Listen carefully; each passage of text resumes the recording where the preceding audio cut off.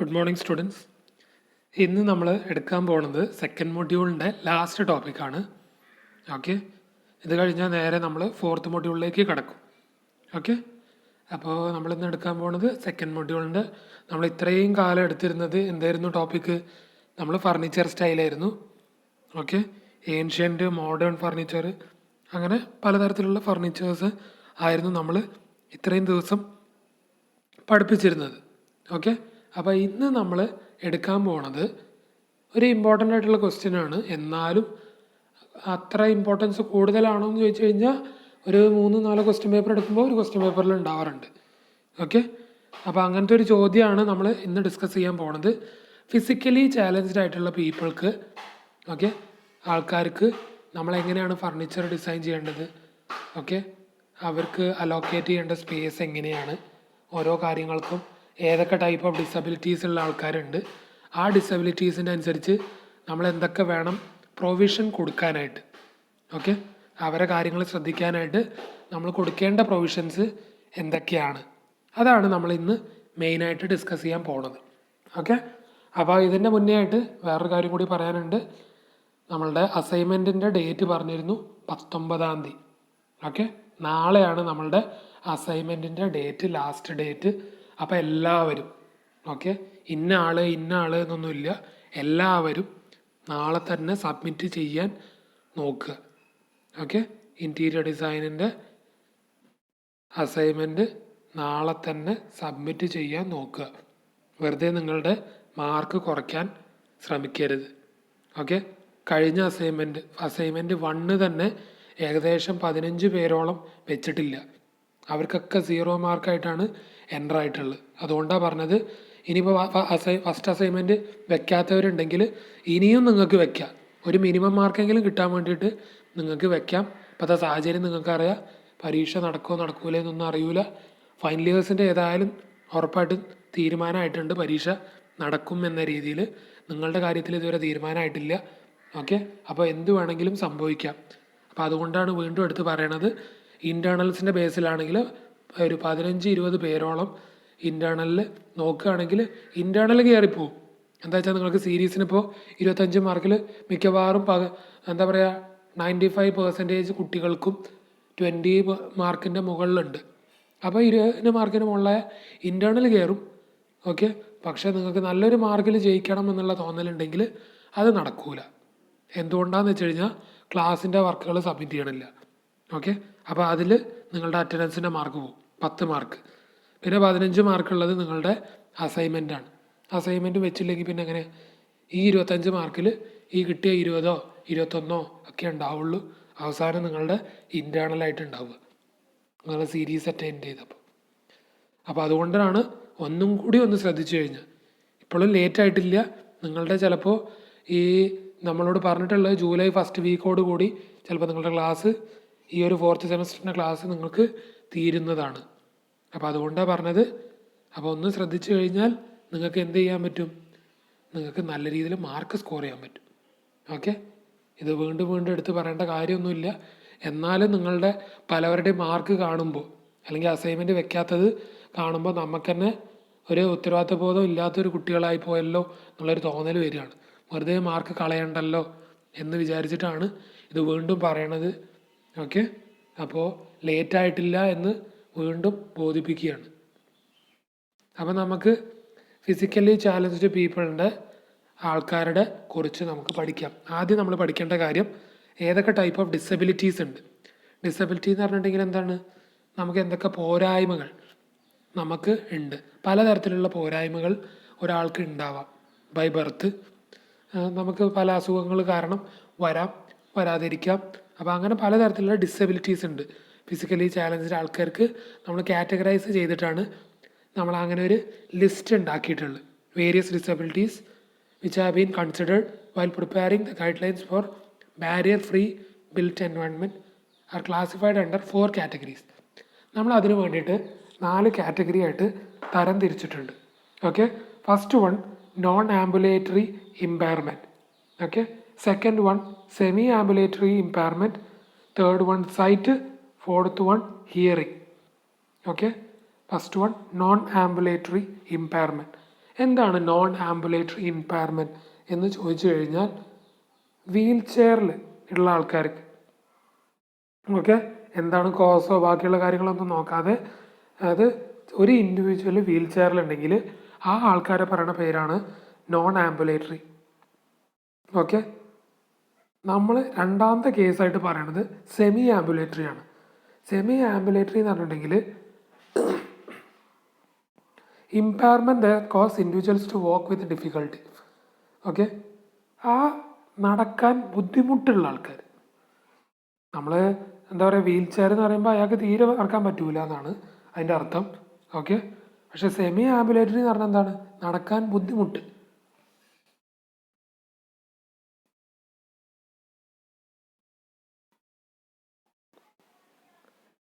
Okay, അപ്പോൾ നമ്മൾ ഇപ്പോൾ പറഞ്ഞത് സെമി ആംബുലേറ്ററീൻ്റെ കാര്യമായിരുന്നു. Impairment that cause individuals to walk with difficulty or insecurity. Okay, individual using crutches, okay, arthritics, spastics and those with pulmonary and cardiac ills may be semi ambulatory.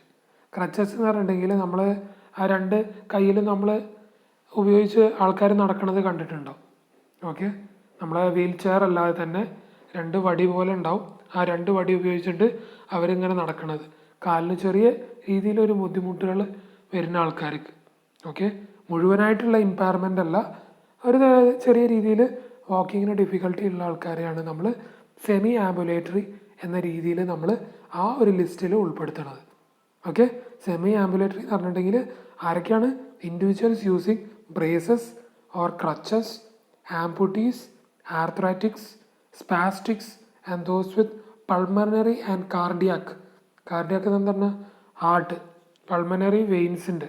Okay, may be semi ambulatory. ഇങ്ങനത്തെ ആൾക്കാരെയൊക്കെ നമ്മൾ semi ambulatory എന്ന categorize ചെയ്തിട്ടുണ്ട്. Okay, അപ്പോൾ non ambulatory എന്ന് പറഞ്ഞാൽ എന്താ? Confine individuals to wheel and chair. Okay, wheel chair എന്നും പറയാം. ഓക്കെ, വീൽ ആൻഡ് ചെയറോ എങ്ങനെ വേണമെങ്കിലും നമുക്ക് പറയാം. ആ ആൾക്കാർ വീൽ ചെയറിലായിട്ട് മാത്രം ആണ് അവരുടെ എന്താ പറയുക ജീവിതശൈലി മുഴുവനായിട്ട് പോണത്. അവരെയാണ് നമ്മൾ നോൺ ആംബുലേറ്ററി എന്ന് പറയുന്നത്.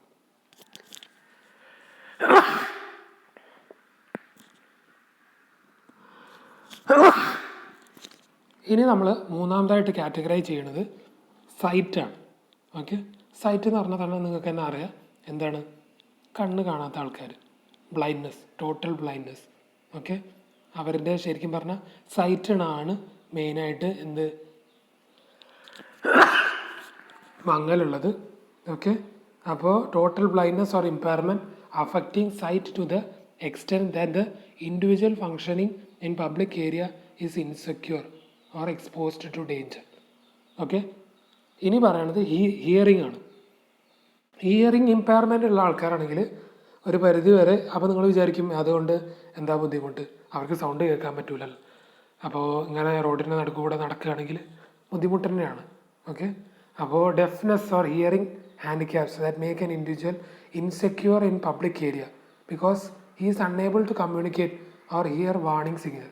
ഓക്കെ, വാർണിംഗ് സിഗ്നൽ എന്ന് പറഞ്ഞിട്ടുണ്ടെങ്കിൽ ഫോർ എക്സാമ്പിളായിട്ട് അയാൾ റോഡിൽ കൂടെ നടക്കുകയാണ്, റോഡിൻ്റെ നടുക്ക് കൂടെ അയാൾ ആ റോട്ടിൽ ആരും ഇല്ല എന്നുള്ള രീതിയിൽ ആദ്യം നോക്കിയപ്പോൾ ആരുമില്ല, അയാൾ നല്ല കൂളായിട്ട് സാവധാനം നടക്കുകയാണ്. പെട്ടെന്ന് ഒരു കാറോ ലോറിയോ എന്തെങ്കിലും വന്നു, ലോറി നല്ല ഹോൺ അടിക്കുന്നുണ്ട് അല്ലെങ്കിൽ കാർ നല്ല ഹോൺ അടിക്കുന്നുണ്ടെങ്കിൽ അയാൾക്ക് കേൾക്കണില്ല. ഓക്കെ, അതേപോലെ അങ്ങനത്തെ പലതരത്തിലുള്ള ബുദ്ധിമുട്ടുകൾ വരാൻ സാധ്യതയുണ്ട്.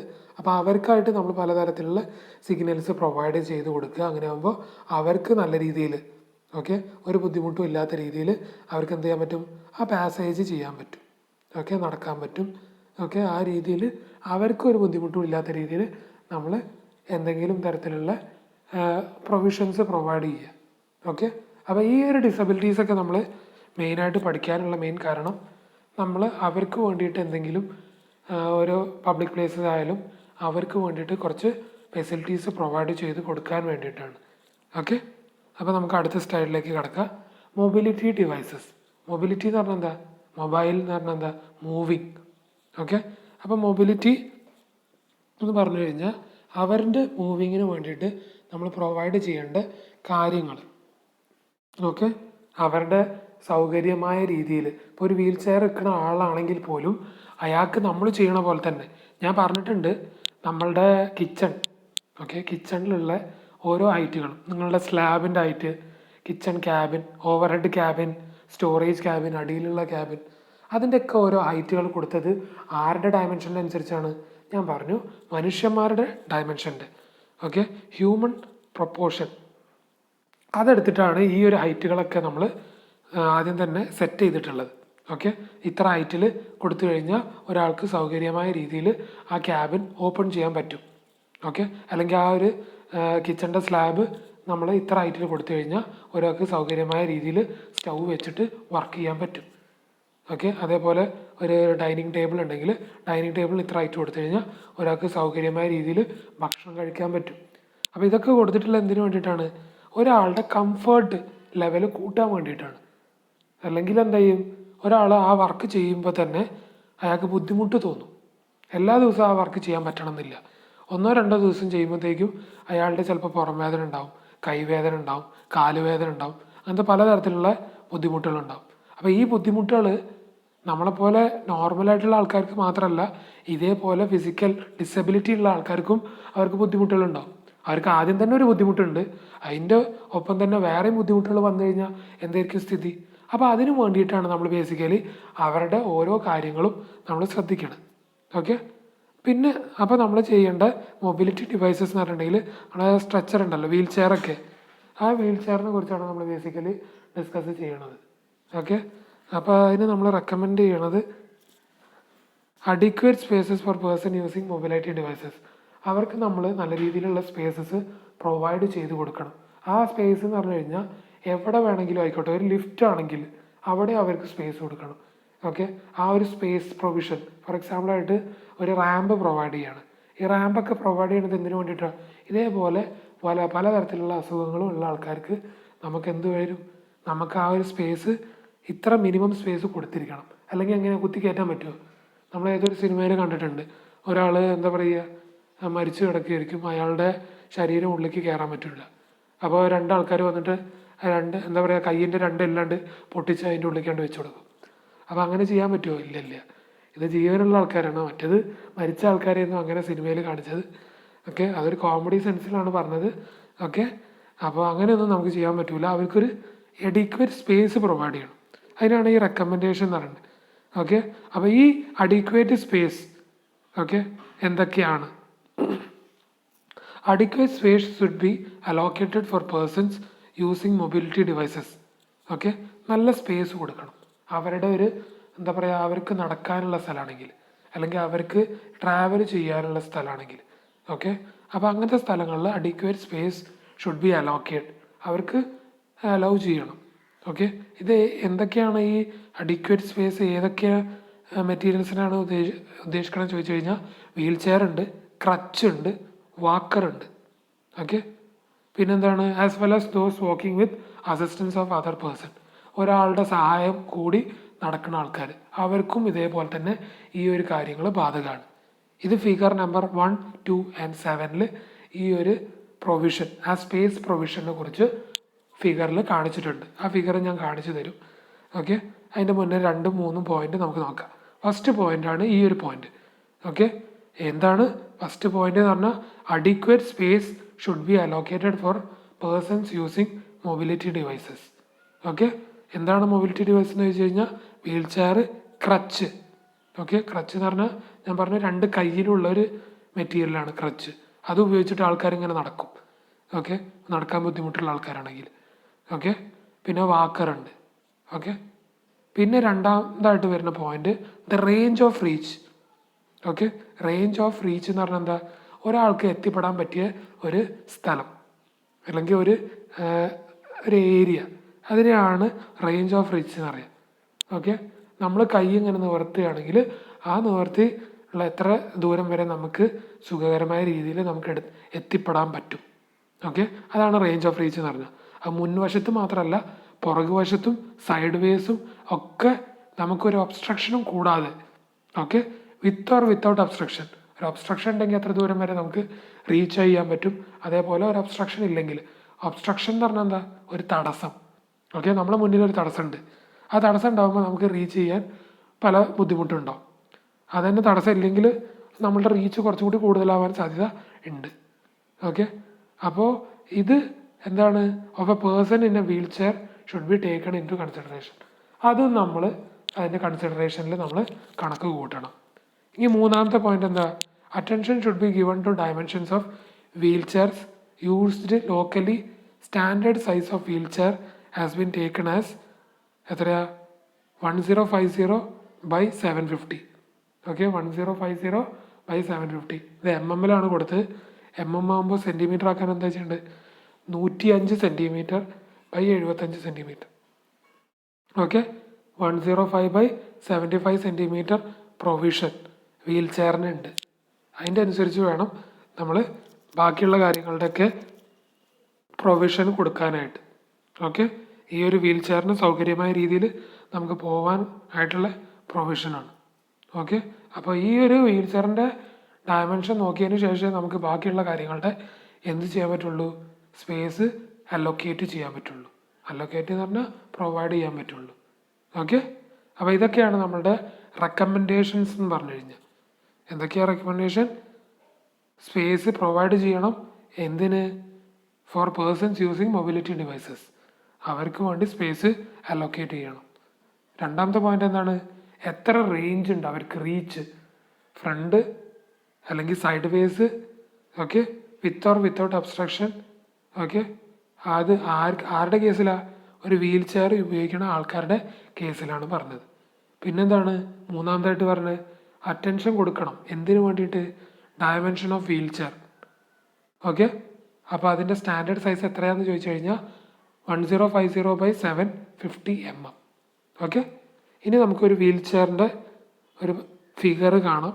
ഓക്കെ, നിങ്ങൾ കണ്ടിട്ടുള്ളൊരു തന്നെയാണ് വീൽ ചെയർ. എന്താണെന്ന് ചോദിച്ചു കഴിഞ്ഞാൽ, ഓക്കെ, ബാക്ക് സൈഡിലൊരു ഗ്രിപ്പ് ഉണ്ട്, സീറ്റ് ബാക്ക് ഉണ്ട്, ആം റെസ്റ്റ് ഉണ്ട്. ഓക്കെ, ഗ്രിപ്പ് മുകളിലാണ് കാണുന്നത്. ബാക്കിൽ ഒരാൾ ഉന്തുന്ന ആളുടെ കൈ പിടിക്കുന്ന സ്ഥലമാണ് ഗ്രിപ്പ്. സീറ്റ് ബാക്ക് എന്ന് പറഞ്ഞാൽ നമ്മൾ ഇരിക്കണ പുറം വശമാണ് സീറ്റ് ബാക്ക്. ആം റെസ്റ്റ് എന്ന് പറഞ്ഞാൽ നമ്മളുടെ എന്താ പറയുക, മുട്ട് മുതൽക്ക് നമ്മളിങ്ങനെ കൈ റെസ്റ്റ് ചെയ്യുന്ന പോർഷൻ, അതാണ് ആം റെസ്റ്റ്. ത്രോട്ട് ഗാർഡ് ഉണ്ട്, പിന്നെ സീറ്റ് പ്രൊവൈഡ് ചെയ്തിട്ടുണ്ട്. അടിയിലൊരു ബ്രേക്ക് ഉണ്ട്, സൈഡിൽ ഒരു ബ്രേക്ക് ഉണ്ടാവും. ഓക്കെ, പിന്നെ ലെഗ് റെസ്റ്റ് ചെയ്യാൻ ഒരു പ്ലേറ്റ് ഉണ്ടാവും. പിന്നെ ഫുഡ് പ്ലേറ്റ് ഉണ്ട്, പിന്നെ കാസ്റ്റർ ഉണ്ട്, സ്റ്റെപ്പിംഗ് ബാർ ഉണ്ട്, ആ ഹൈറ്റ് നമുക്ക് റെഡിയാക്കാൻ. പിന്നെ ഹാൻഡ് റിമ്മ്, ലാർജ് വീൽ. ഇതൊക്കെയാണ്. നിങ്ങളൊരു ഫിഗർ ഒന്ന് റഫായിട്ടൊന്ന് വരച്ച് നോക്കണം. ഓക്കെ, റഫായിട്ട്, അഥവാ ചോദിച്ചു കഴിഞ്ഞാൽ നമുക്ക് റിസ്ക് എടുക്കാൻ പറ്റില്ല. അതുകൊണ്ടാണ് ഒന്ന് റഫായിട്ടൊന്ന് ഫിഗർ വരച്ച് വയ്ക്കുക. ഏകദേശം ഒരു 5-6 എന്താ പറയുക ഡീറ്റെയിൽസ് നമുക്ക് അറിഞ്ഞിരിക്കണം. ഒരു ഗ്രിപ്പോ, ഒരു ആം റെസ്റ്റ്, സീറ്റ് ബാക്ക്, ഓക്കെ, ഒരു ബ്രേക്ക്, പിന്നെന്താ leg rest, food plate. Okay, ഇങ്ങനത്തെ ഒരു 5-6 മാർക്കിംഗ് അതിന് ചെയ്യാൻ അറിയണം. ഇനി നമ്മൾ പറയാൻ പോകുന്നതാണ് നമ്മൾ ഇപ്പോൾ പറഞ്ഞ കാര്യങ്ങളുടെ ഒരു സ്പേസ് അലവൻസ് എത്ര കൊടുക്കണം എന്നുള്ളത്. ഓക്കെ, സ്പേസ് അലവൻസ് എത്ര കൊടുക്കണം എന്നുള്ള ഒരു ഡയമെൻഷനാണ് നമ്മൾ പറയാൻ പോയത്. നമ്മൾ പറഞ്ഞത് എന്തായിരുന്നു, ഒരു വീൽ ചെയറിൻ്റെ ഡയമെൻഷൻ എത്രയാണെന്ന് ചോദിച്ചു കഴിഞ്ഞാൽ 1050/750 mm ആണ് നമ്മൾ പറഞ്ഞത്. അപ്പോൾ അതിനനുസരിച്ച് നോക്കുകയാണെങ്കിൽ നമ്മളൊരു ആൾക്ക് കയറണമെങ്കിൽ ഏകദേശം എത്ര സ്പേസ് കൊടുക്കണം? അതിനെക്കാട്ടി കൂടുതൽ സ്പേസ് കൊടുക്കണ്ടേ? അപ്പോഴല്ലേ സൗകര്യമായ രീതിയിൽ അയാൾക്ക് ആ ഒരു റൂമിൻ്റെ ഉള്ളിലേക്ക് കയറാൻ പറ്റുക. അപ്പോൾ ആ സ്പേസ് അലവൻസ് ആണ് ഫിഗർ നമ്പർ 1 പറയണത്. എത്രയാണ്?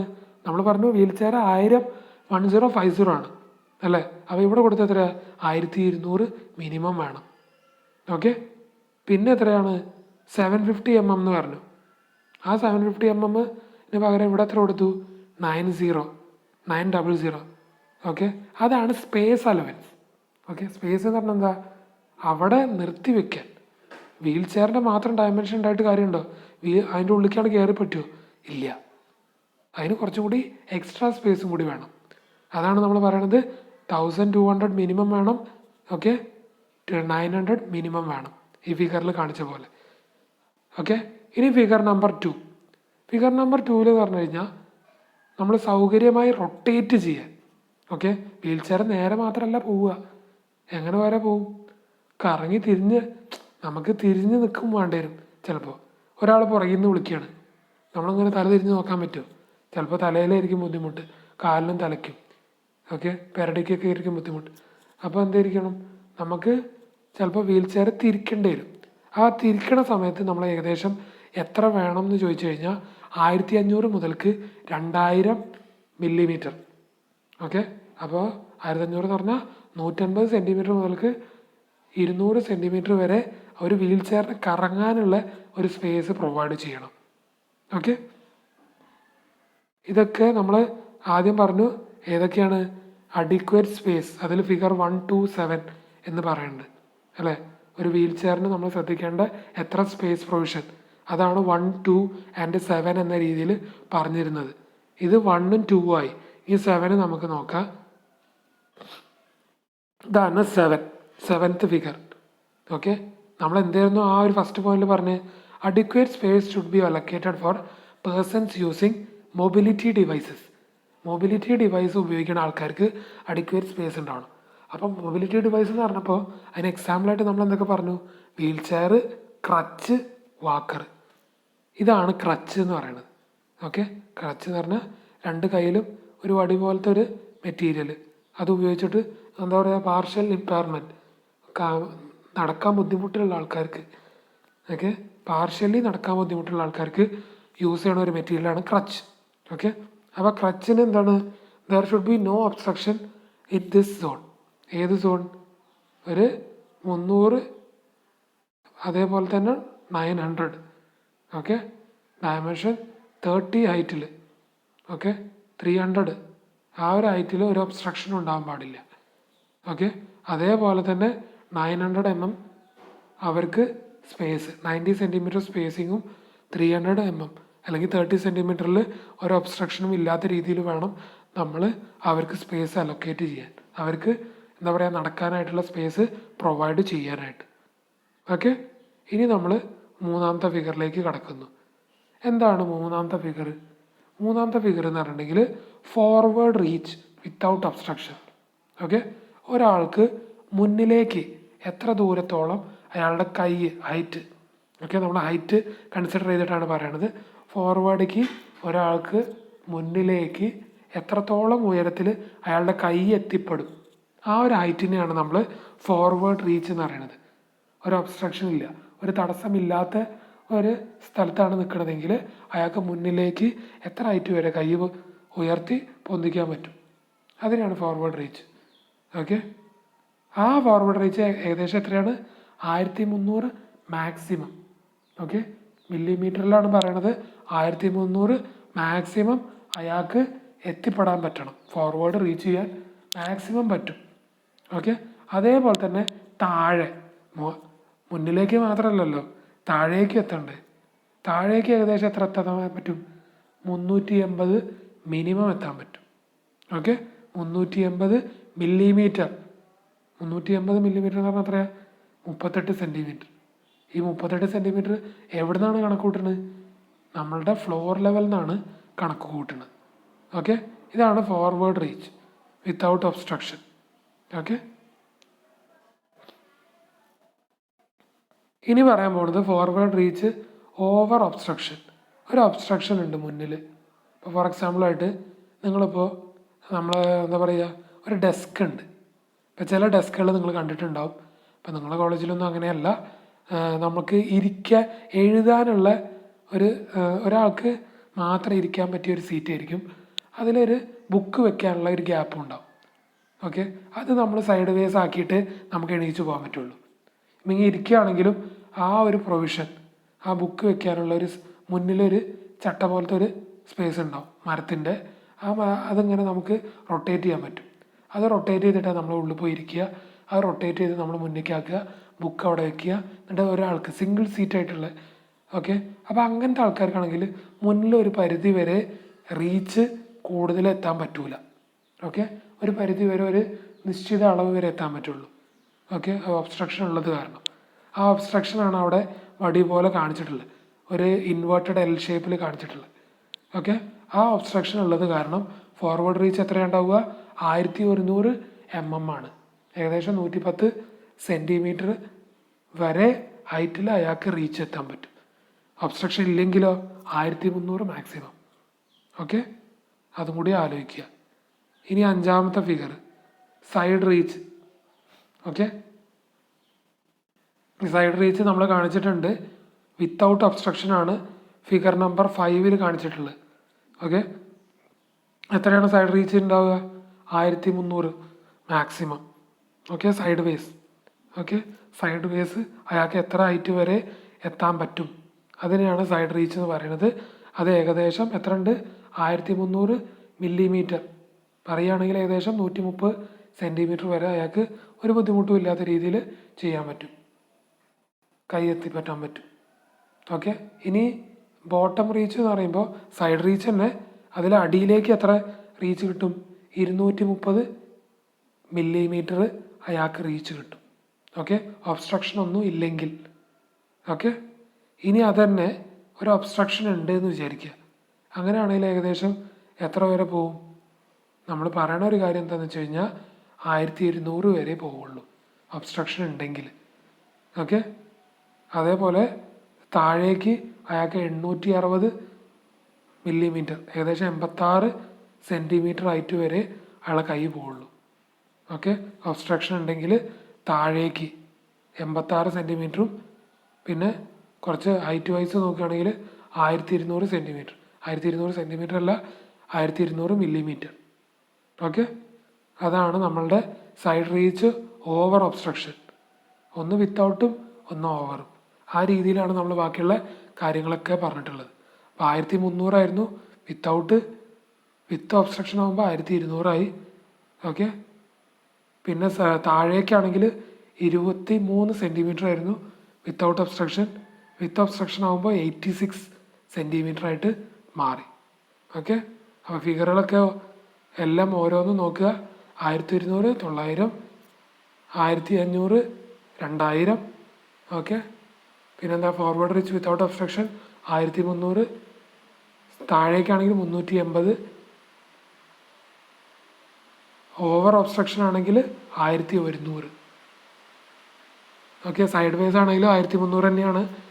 ഓക്കെ, സൈഡ് വേസ് വിത്ത് ഒബ്സ്ട്രക്ഷൻ ആണെങ്കിൽ 1200 ആവും, മറ്റോടത്ത് 1100 ആയിരുന്നു. ഓക്കെ, ബോട്ടം ആണെങ്കിൽ 230, ഒബ്സ്ട്രക്ഷൻ ഉണ്ടെങ്കിൽ 860. ഇത് നമ്മൾ ക്രച്ചിൻ്റെ ആണ്, ഇത് ആദ്യം പറഞ്ഞൊരു കേസാണ്. ഇനി നമ്മൾ പറയുന്നത് കൺട്രോൾസാണ്. ഓക്കെ, ഒരു വീട് തന്നെ പലതരത്തിലുള്ള കൺട്രോളുകൾ നമ്മുടെ വീടുകളിൽ പ്രൊവൈഡ് ചെയ്തിട്ട് ഉണ്ടാവും അല്ലേ. കൺട്രോൾ എന്ന് പറഞ്ഞാൽ എന്താണ്? ലോക്ക് ചെയ്യാനൊരു കൺട്രോൾ ഉണ്ടാവും, ഓപ്പൺ ചെയ്യാൻ കൺട്രോൾ ഉണ്ടാവും. Okay, for locking and opening controls for window and door should not be more than 1400 mm from the finished floor usable by one hand. Okay, finished floor കഴിഞ്ഞിട്ട് 1400 mm.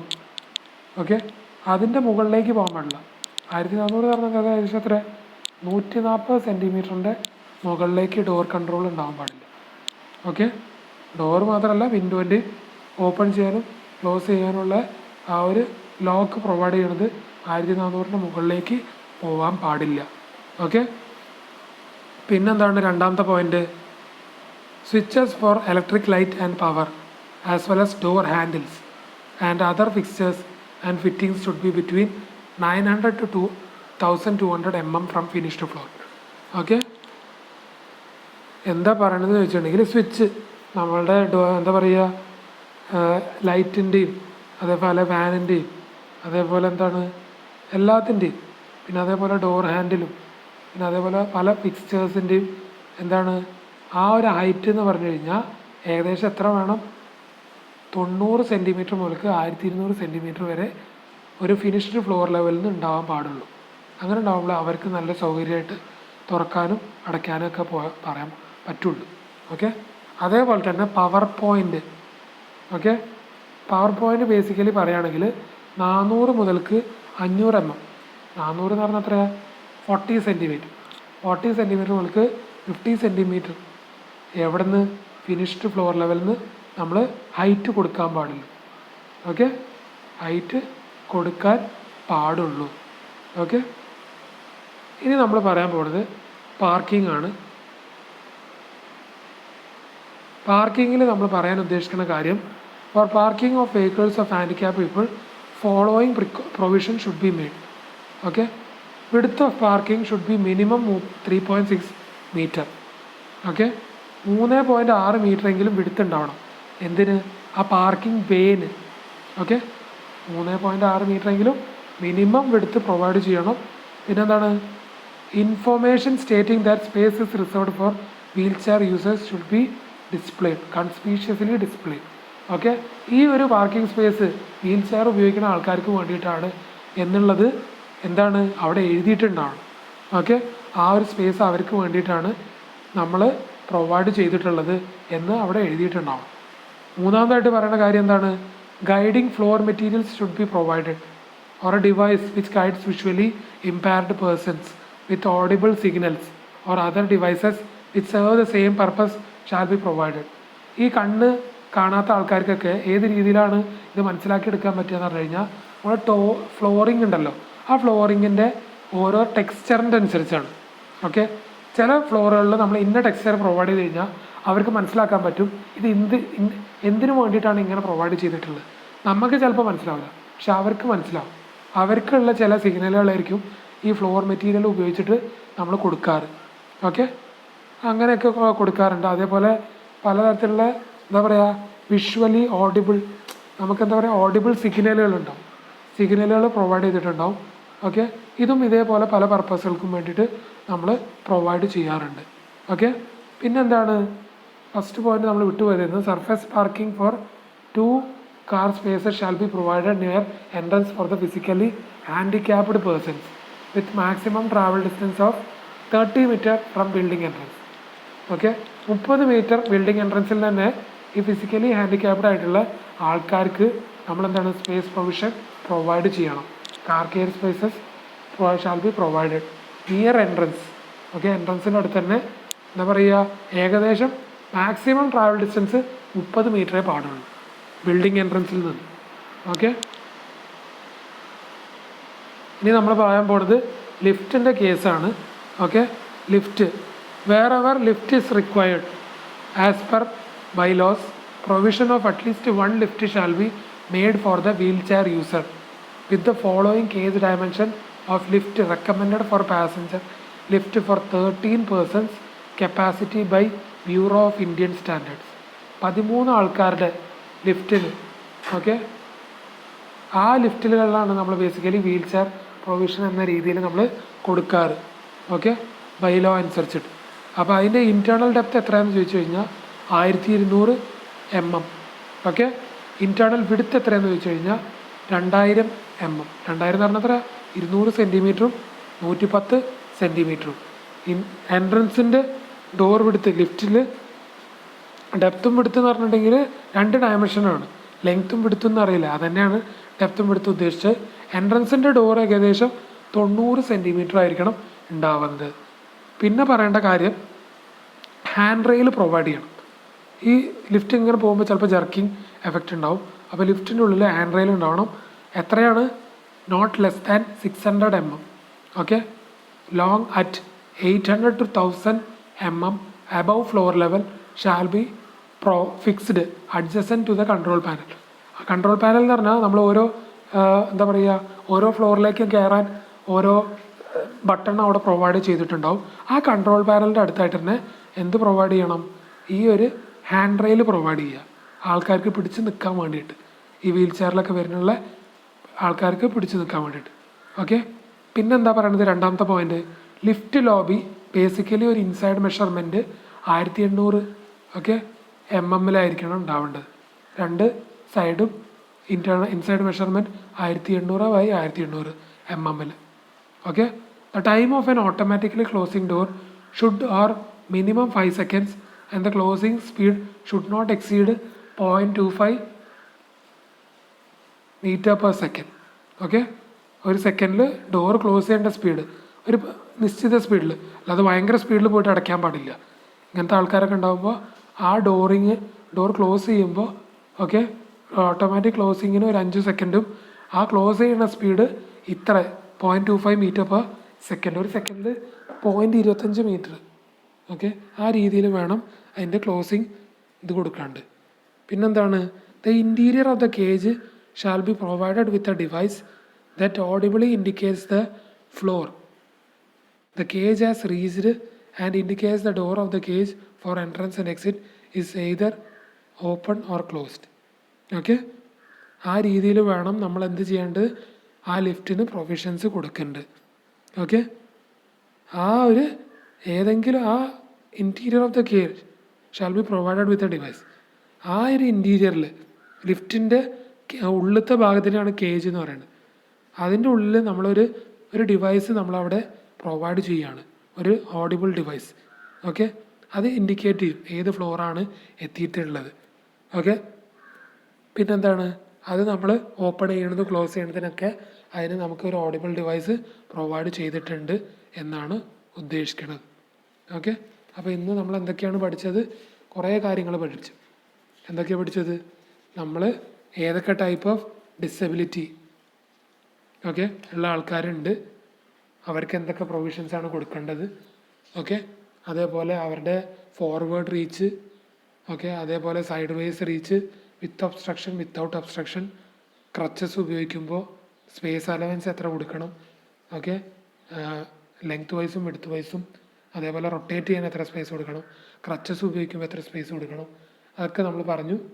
അത് കഴിഞ്ഞതിന് ശേഷം നമ്മൾ പറഞ്ഞൊരു കാര്യമാണ് നമ്മൾ അവരുടെ ലിഫ്റ്റ് എങ്ങനെ ഡിസൈൻ ചെയ്യണം അതിനെക്കുറിച്ച് നമ്മൾ ഡിസ്കസ് ചെയ്തു. അതിൻ്റെ മുന്നേ നമ്മൾ ഡിസ്കസ് ചെയ്ത് അവരുടെ കൺട്രോൾ എന്ന് പറഞ്ഞാൽ hand rail, switch, power point, അതൊക്കെ ഏകദേശം എത്ര ഹൈറ്റിൽ വേണം പ്രൊവൈഡ് ചെയ്യാൻ.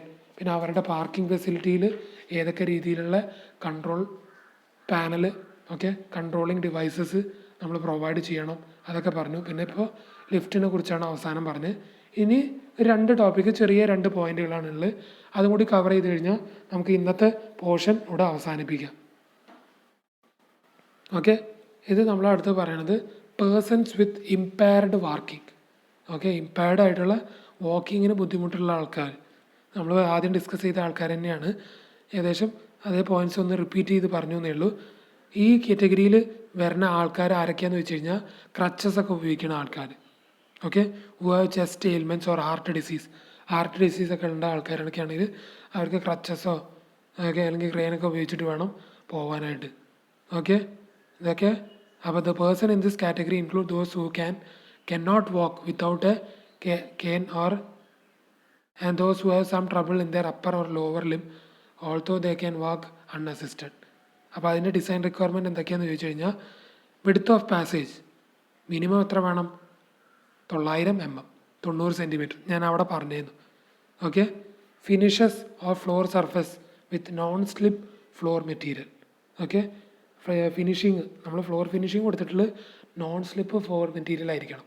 സ്ലിപ്പ് ചെയ്യാത്ത രീതിയിലുള്ള ഫ്ലോർ മെറ്റീരിയൽ വേണം. വാക്കിങ്ങിന് ഇമ്പയർഡ് അല്ലെങ്കിൽ എന്തെങ്കിലും ബുദ്ധിമുട്ടുള്ള, നടക്കാൻ ബുദ്ധിമുട്ടുള്ള ആൾക്കാർക്ക് ആ രീതിയിലുള്ള ഫ്ലോറിങ്, സ്ലിപ്പ് ചെയ്യാത്ത രീതിയിലുള്ള ഫ്ലോറിങ് മെറ്റീരിയൽ വേണം പ്രൊവൈഡ് ചെയ്യാനായിട്ട്. Okay, installation of hand rail to support the body weight at critical places. Okay, hand rail provide ചെയ്യണം ചില ക്രിട്ടിക്കൽ പ്ലേസസിലൊക്കെ. എവിടെയാണെന്ന് ചോദിച്ചു കഴിഞ്ഞാൽ സ്റ്റെയറിൻ്റെ ഒക്കെ അടുത്ത് നിങ്ങൾ കണ്ടിട്ടുണ്ടാവും. ചില സ്ഥലത്തൊക്കെ ബിൽഡിങ്സിലൊക്കെ പോയി കഴിഞ്ഞാൽ സ്റ്റെയർ കേസിൻ്റെ അടുത്ത്, ടോയ്ലറ്റുകളുടെ അടുത്ത്, റാമ്പ്, പാസേജ്, ഓക്കെ, ഒരു ലെവലിൽ നിന്ന് വേറെ ലെവലിലേക്ക് പോകുന്ന പാസേജ്, ഓക്കെ, അവിടെയൊക്കെ ഏകദേശം 800 മുതൽക്ക് 850 mm, 85 സെൻറ്റിമീറ്ററാണ് ഉദ്ദേശിച്ചത്. ആ ഒരു ഹൈറ്റിൽ നമ്മൾ എന്ത് കൊടുക്കണം, ഹാൻഡ് റെയിൽ പ്രൊവൈഡ് ചെയ്യണം. Okay, extension of hand rail on the flat landing at the top and bottom of the stair. Okay, ഈ ഹാൻഡ് റെയിൽ ഇങ്ങനെ പോയിട്ട് എക്സ്റ്റെൻഡ് ചെയ്യണം. എവിടെ, ഫ്ലാറ്റ് ലാൻഡിങ് എന്ന് പറഞ്ഞാൽ എന്താ, നമ്മൾ സ്റ്റെയർ കേസിൽ കയറിയിട്ട് ഒരു സ്ഥലത്ത് ഇങ്ങനെ കുറച്ച് നേരം നിൽക്കാൻ പറ്റും, കുറച്ച് നേരം നടന്ന് വീണ്ടും സ്റ്റെയർ കേസിൽ വീണ്ടും കയറാം. ആ രീതിയിലേക്ക് സ്റ്റെയർ പ്രൊവൈഡ് ചെയ്യുക. ഒരു 100 സ്റ്റെപ്പ് ഉണ്ടെങ്കിൽ 100 സ്റ്റെപ്പും കണ്ടിന്യൂസ് ആയിട്ട് കൊടുക്കില്ല. ഇടയ്ക്കിടയ്ക്ക് ഓരോ ലാൻഡിങ് ഉണ്ടാവും, കുറച്ച് സ്പേസ് വെറുതെ വിട്ടിട്ടുണ്ടാവും, ഗ്യാപ്പ് പോലെ. അപ്പോൾ അവിടെ എന്ത് ചെയ്യുകയാണ്, ഹാൻഡ് റെയിൽ എക്സ്റ്റെൻഡ് ചെയ്ത് കൊടുക്കുക. ഓക്കെ, എത്ര, 300 mm. ഓക്കെ, പിന്നെ പറയേണ്ടത് to prevent slipping of the cane or crutch from the side of the stair or ramp 200 mm high lip on the exposed edge. Okay, ഇനി നമ്മൾ പറയാൻ പോകുന്നത് design requirement for persons with impaired hearing കേൾക്കാൻ ബുദ്ധിമുട്ടുള്ള ആൾക്കാർക്ക്.